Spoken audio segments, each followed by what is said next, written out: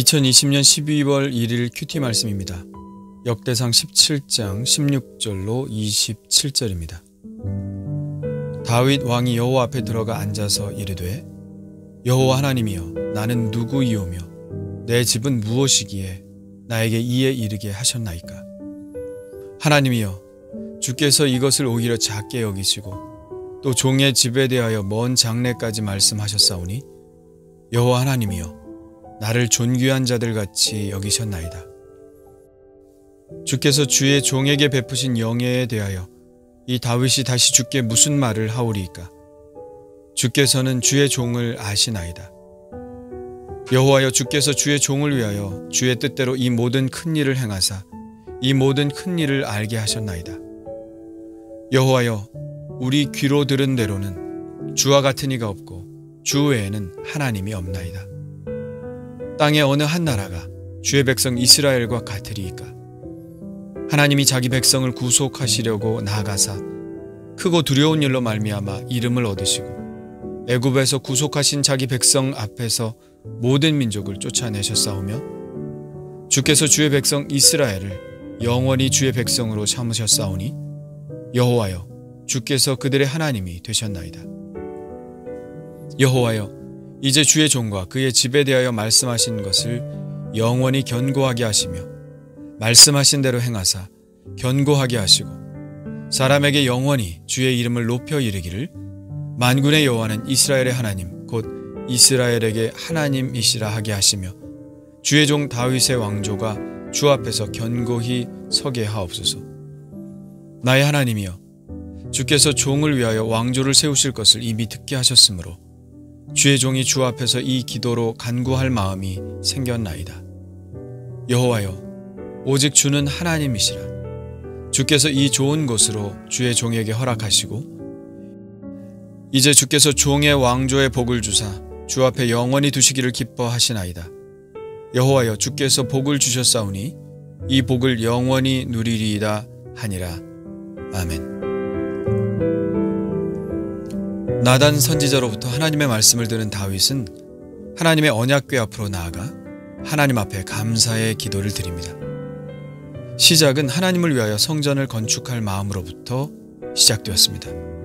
그러나 성전 건축에 관한 다윗의 소원은 거절되었죠.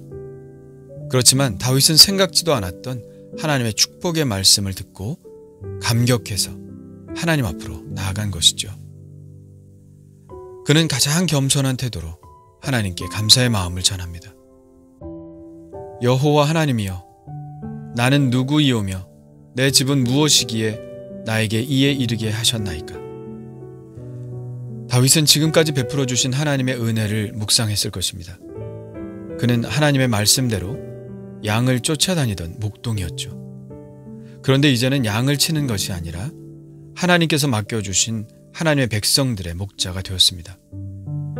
그 사이에 수많은 어려움들이 있었지만 하나님께서는 그 모든 고비를 은혜로 넘게 하시고 지금 이 자리에 있게 하셨습니다. 그 은혜를 생각할 때 그는 정말 이렇게 고백할 수밖에 없었을 것입니다. 내가 누구이기에 이런 은혜를 베푸십니까? 그런데 하나님의 은혜는 거기에서 끝나지 않았습니다. 지금까지 자기에게 베풀어 주신 은혜가 너무 큰데 나단 선지자를 통해서 전해주신 하나님의 계획을 듣고는 그는 더욱 감격해서 몸둘 바를 모릅니다. 하나님이여 주께서 이것을 오히려 작게 여기시고 또 종의 집에 대하여 먼 장래까지 말씀하셨사오니 여호와 하나님이여 나를 존귀한 자들같이 여기셨나이다. 하나님은 다윗 자신뿐만 아니라 그의 아들 솔로몬과 그 이후에 태어나는 다윗의 후손들에게 하나님의 집과 하나님의 나라를 맡기시고 그 왕위를 영원히 견고하게 하실 것이라는 약속을 주시죠. 다윗은 이 약속의 말씀을 감당할 수 없는 하나님의 은혜의 말씀으로 받아들입니다. 이 약속의 말씀을 받은 후 다윗은 비로소 이 축복의 말씀을 붙들고 기도하기 시작합니다. 25절입니다.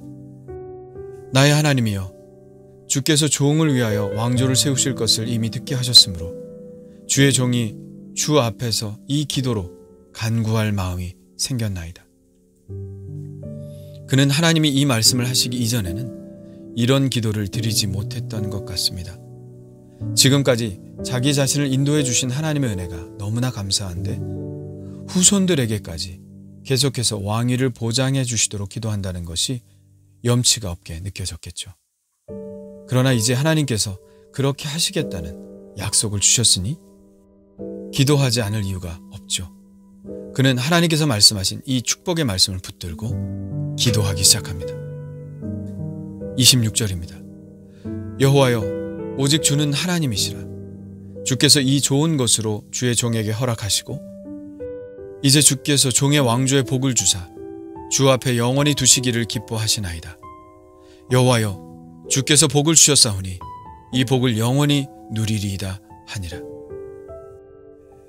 기도는 약속을 얻어내기 위해 하기도 하지만 또한 기도는 이미 받은 약속을 견고히 하기 위해 필요합니다. 약속은 약속이지 이루어진 일이 아니기 때문입니다.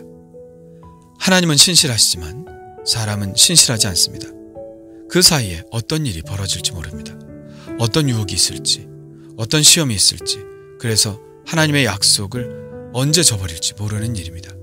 그래서 우리에게 기도가 필요하죠.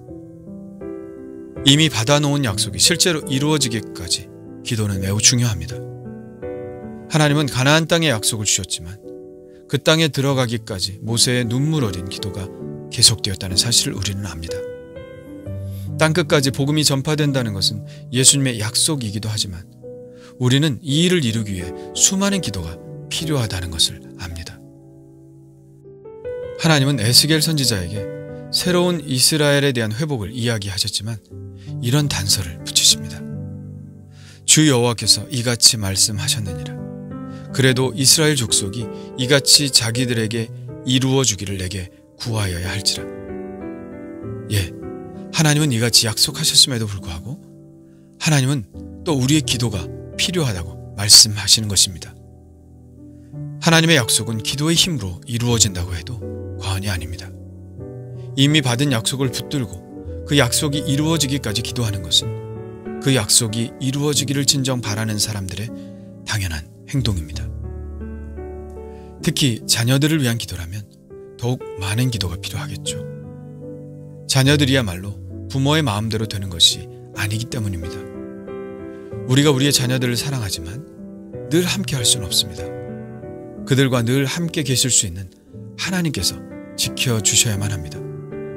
그래서 우리는 자녀들을 하나님의 손에 맡기는 기도를 늘 드려야 합니다. 눈물로 기도하는 어머니가 있는 아들은 결단코 망하지 않을 것입니다. 계속 기도하세요. 암브로시우스의 감독이 어거스틴의 어머니 모니카에게 한 말입니다. 이 말 그대로 모니카는 계속 기도했고 결국 어거스틴을 예수님께로 돌아오게 해서 기독교 사상사에 큰 획을 긋는 위대한 성자가 되게 하였습니다. 우리가 하나님의 자녀이기 때문에 우리의 자녀들도 당연히 하나님의 가족 안에 포함되어 있죠.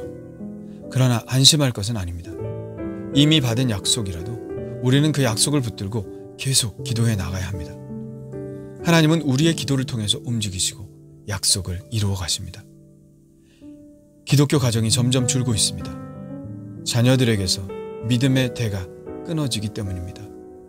적어도 내 자녀의 믿음은 내 기도로 지켜내야 합니다.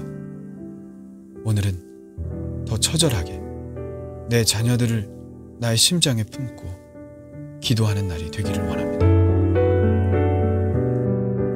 주님 감사합니다.